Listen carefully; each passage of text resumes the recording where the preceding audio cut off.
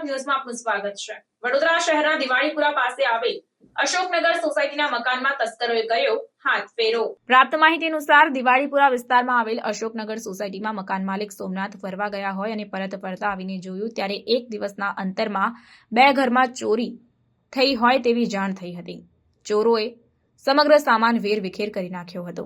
રાત્રિના સમયે અજાણ્યા ઈસમોએ ઘરને નિશાન બનાવી કોઈ સાધન વડે ઘરના દરવાજાનો નકુચો તોડી ઘરમાં ઘૂસીને ઘરમાંથી કુલ અંદાજિત ઘરેણાં રોકડ સહિત કુલ 1 લાખની ચોરી કરી હતી। ત્યારે બનાવ અંગે અકોટા પોલીસ સ્ટેશનની ટીમને જાણ થતાં પોલીસ સ્ટેશનની ટીમ સ્થળ પર પહોંચી અને આગળની કાયદેસરની કાર્યવાહી હાથ ધરી છે। રિપોર્ટ નઝીર શેખ સાથે cameraman Arif Sayyed, secular Gujarat news, Vadodara. આ વિસ્તાર દિવાળીપુરા જૂના પાદરા રોડ વિસ્તાર છે, અશોકનગર સોસાયટી છે અને તેમાં હું મંદાકિનીબેન મોહનભાઈ રહું છું, એકલી રહું છું। અમે સોમનાથ મંદિરે દર્શન કરવા ગયા હતા, ત્યાંથી આવ્યા તો અમારા ભાનુબેન કરીને એમના ઘેર ચોરી થઈ। ત્યાર પછી એમના ઘેર હું સુવા ગઈ અને સવારમાં આવીને અમારા જમાઈ ખરા સંજયકુમાર કે બા તો જાળી ખુલ્લી મૂકીને જતા નથી, કંઈ તો જાળી ખુલ્લી કેમ છે? તો કે દૂધ લેવા ગયા છે। તો ત્યાં તપાસ કરી તો હું નથી।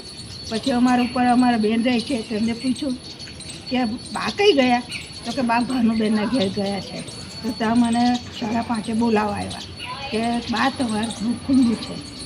આવીને જોયું તો બધું તમે જોયું ને એ પ્રમાણે બધું ગયું। આશરે માસે કેટલાની ચોરી થઈ ગઈ હશે? હું તમને ગણાવું। ચાંદી આપણે ભગવાન આટલા મોટા મંદિર એ હતા, કૃષ્ણ 800 ગ્રામ કહી દો ને, કૃષ્ણ ભગવાન હતા। પછી ગણપતિ દાદાની મૂર્તિ હતી, લક્ષ્મીજીની મૂર્તિ હતી, ઘડિયાળો હતા। કુલ કેટલાનો આશરે? કુલ આશરે ₹1 લાખ તો ખરું। પોલીસ કમ્પ્લેન કરી છે તમે? ના, આવીને ગયા। પોલીસ પ્રોટેક્શન આલમ ને ઉભો। શું નામ છે તમારું? મારું મંદાકિનીબેન મોહનભાઈ પરમાર। અશોકનગર સોસાયટી દિવાળીપુરા વિસ્તારમાં આવેલી છે। એમાં સળંગ 2-3 દિવસની અંદર સળંગ ચોરી કરીને ગયા છે ચોરો, અને પોલીસ પણ આવીને જોઈને ગઈ છે। પરંતુ હવે બીજા જે રહેવાસી છે ને બધા એમને બીક બેસી ગઈ છે કે હવે 2 તો થઈ, હજુ ને આ અઠવાડિયાની અંદર જ 2 થઈ ગઈ, 1 લાખ 1.5 લાખ આ 2 દિવસમાં જ। અને આ એટલું કોઈ જાણ ભેદું છે કે એને એટલી બી ખબર છે કે આ માસી જે છે એ બાજુમાં સુવા ગયા છે, એટલી બી ખબર છે। એટલે આ ચોરો જે છે ને તે બહુ જ એક્સપર્ટ છે અને કોઈ જાણ ભેદું જ છે। એટલે આ ચોરી, અને બીજું શું છે કે કૂતરા ભસે ત્યારે ઉઠે તે પહેલાં તો આ લોકો કરીને જતા રહે છે। અને હવે તો ત્યાં સુધી કે તાળા તોડ્યા અને બધું કાપવાનું બી સાધનો લઈને આવતા છે। આપણે કાલે પણ ચોરીનો બનાવ બન્યો તો આજે પણ બનાવ બન્યો છે, કેટલું યોગ્ય છે? શું પોલીસ સ્ટેશનમાં શું પેટ્રોલિંગ થાય છે કે નથી થતું? પોલીસ સ્ટેશનમાં પેટ્રોલિંગ થાય છે, પણ આ જે ડિટેલિંગ અહીંયા થવું જોઈએ ને, કે અહીંયા કાલે અહીંયા હમણાં બી બધું ચેક કરીને ગયા, ફોટો પાડીને ગયા, વિડીયો ઉતારીને ગયા, પણ એમથી આગળ કંઈ કાર્યવાહી થતી નથી। એટલે ડિટેલમાં થાય ને તો આ ચોરોને બીક લાગે, પણ ચોરોને ખબર છે કે આ બહુ કંઈ એમાં ફોકસ આપવાના નથી। શું લાગે એકદમ એની અંદર ડિટેલમાં ને તરત જ એક્શન લેવાય ને તો આની અંદર કંઈક સુધારો વધારો થાય। પેટ્રોલિંગની માંગ કરો છો તમે? પેટ્રોલિંગ પોલીસ દ્વારા પેટ્રોલિંગ આવે? પેટ્રોલિંગ તો બહાર થાય છે, પણ અહીં સોસાયટીમાં આ બધું બહારથી જો અટકી જતું હોય તો એ સોસાયટી સુધી કોઈ આવે જ નહીં।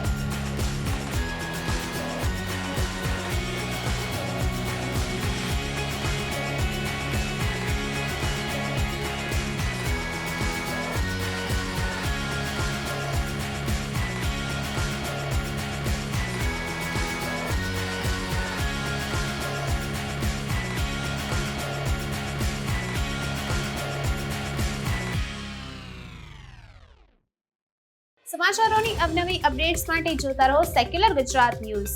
સાથે સેક્યુલર ગુજરાત ન્યૂઝ ચેનલને લાઇક, શેર અને સબસ્ક્રાઇબ કરો અને બેલ આઇકોન દબાવીને સમાચારોની ઝડપી માહિતી મેળવો.